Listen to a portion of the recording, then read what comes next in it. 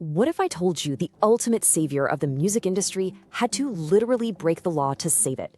Imagine building a multi-billion-dollar empire by initially committing the exact crime you set out to stop. Welcome to This Explainer. Today we're unpacking how a renegade startup designed to rescue the music business mutated into one of the most controversial tech behemoths on the planet. So it really all comes down to one massive question. Did Daniel Ek's creation actually save music from the piracy era? Or did he just invent a brand new, perfectly legal way to squeeze creators dry?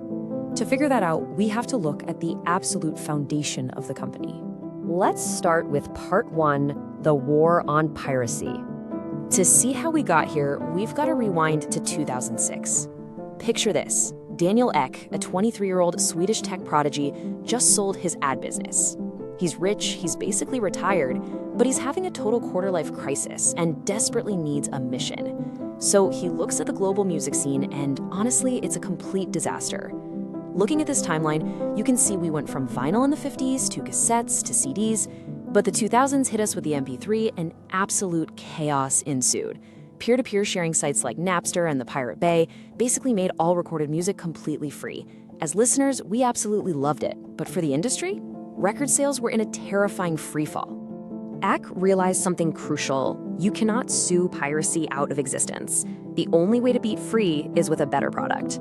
His grand idea was basically to build a totally legal platform that was lightning fast and instantly accessible. Oh, and it had to be completely free for the user. How would they keep the lights on? Well, it would be funded by targeted ads, which would generate the revenue to actually pay the musicians and labels. A total win-win, right? But executing that idea was a completely different beast. That brings us to part two, building the impossible.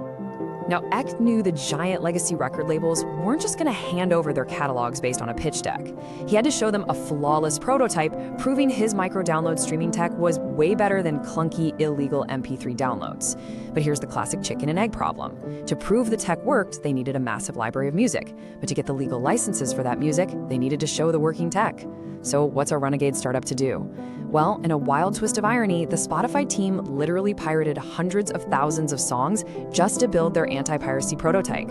You honestly can't make this stuff up.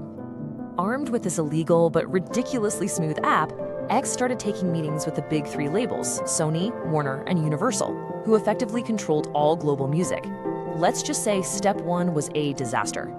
Ek pitched ad-funded free music, and the labels practically laughed him out of the room. They hated the word free. They wanted a fixed price per stream, and ad revenue simply couldn't guarantee that. With his startup funds bleeding out, Ek was backed into a corner. He had to add a paid subscription tier, and far worse, he had to give away the farm. Just to keep his company alive before launch, Ek agreed to a brutal deal. Look at this revenue split. Spotify handed over a staggering 70% of their total revenue, plus huge chunks of company stock, straight to the record labels and publishers. That left Spotify with just 30% to run the entire global operation, servers, engineers, marketing, the whole shebang. It was a massive gamble. But in October 2008, Spotify officially went live. Legally, of course, right after scrubbing all those pirated MP3s off their servers. Moving on to part three, the artist backlash. So Spotify finally had its legal footing, but a huge storm was definitely brewing. While the major record labels were making a killing on their new Spotify stock as the company grew, the actual artists, the ones writing and performing the songs, were realizing they were being left completely in the dust in this new digital economy. Album sales evaporated, and streaming checks were practically non-existent. This sparked fierce industry-wide outrage. Legends like Pink Floyd and the Beatles initially boycotted the platform. And in 2014, Taylor Swift famously pulled her entire catalog, flat out stating Spotify is devaluing music. She, like so many others, was making fractions of a penny per stream, while the tech giant's valuation skyrocketed into the billions. And it gets crazier because real artists were literally competing against ghosts. Think about this number, $300 million. That's the estimated amount dreamed from the system every single year by streaming farms. Scammers basically set up walls of phones, artificially looping specific tracks 24/7 just to steal a slice of the royalty pie. And since Spotify kept their 30% cut regardless of who was getting streamed, artists felt the company was dragging its feet on fighting fraud. Real musicians were scrapping for pennies, while scammers were walking away with millions. Which brings us to part 4, the algorithm power play. By this point, Spotify was stuck between a rock and a hard place. Furious artists on one side, and mega rivals like Apple Music on the other. Apple was taking a 30% bite out of any Spotify subscription bought through the App Store, so Spotify desperately needed leverage to survive. They executed 2 massive tactical shifts. The first was the podcast pivot.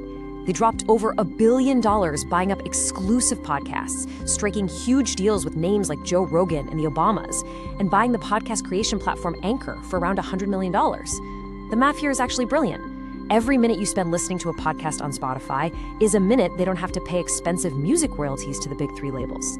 Their second pivot was arguably even stealthier, the algorithm pivot. Back in the day, Spotify was basically just a search engine. You typed in a song, you played it.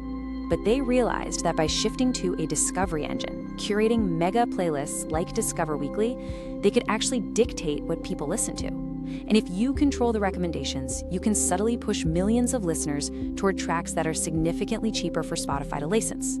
And that leads us straight into one of the most fascinating controversies in modern tech, the fake artist scandal.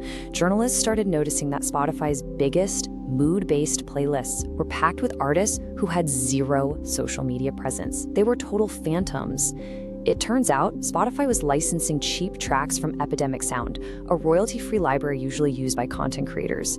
By artificially injecting these nameless royalty-free tracks into flagship playlists, they racked up over 500 million streams. It completely diluted the overall revenue pool and stole incredibly valuable real estate away from real, hardworking musicians. Finally, part 5, savior or tech villain. Fast forward to today, with rumors flying about Spotify potentially using AI-generated music to cut humans out of the loop entirely, and you can really see how drastically Daniel Ek's original vision has mutated. What began as a desperate life raft for a sinking industry is now a terrifyingly complex machine. Look at this shift. In the old model, Spotify was just a distributor. They held the library, we listened. But the new model, it's a 2-sided marketplace. It's basically a toll booth. They charge us listeners a subscription for access, but they're also increasingly charging artists and labels for reach. As the ultimate algorithmic gatekeeper, labels literally have to accept lower royalty rates just to get their songs prioritized on Spotify's massive playlists.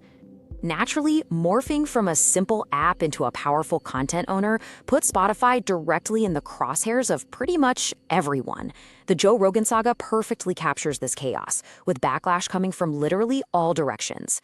You had Viewpoint 1, musicians fuming that Spotify could drop $100 million on a podcaster while paying them absolute peanuts. Then you had Viewpoint 2, audiences furious that Spotify was quietly censoring and removing older catalog episodes. And on the flip side, Viewpoint 3, other audiences were outraged that Spotify refused to take down new, highly controversial medical episodes. By owning the platform and the content, Spotify suddenly became responsible for everybody's grievances all at once. So bringing this explainer to a close, we're looking at a pretty massive paradox. There is no denying that streaming pulled the music business back from the edge of total financial ruin. But did Spotify actually save the industry from piracy, or did they just engineer a brand new, highly centralized machine where the creators themselves are the ones footing the bill? In a world completely driven by algorithms, where a line of code decides if an artist can pay their rent or fades into obscurity forever, I want to leave you with this to think about next time you hit play.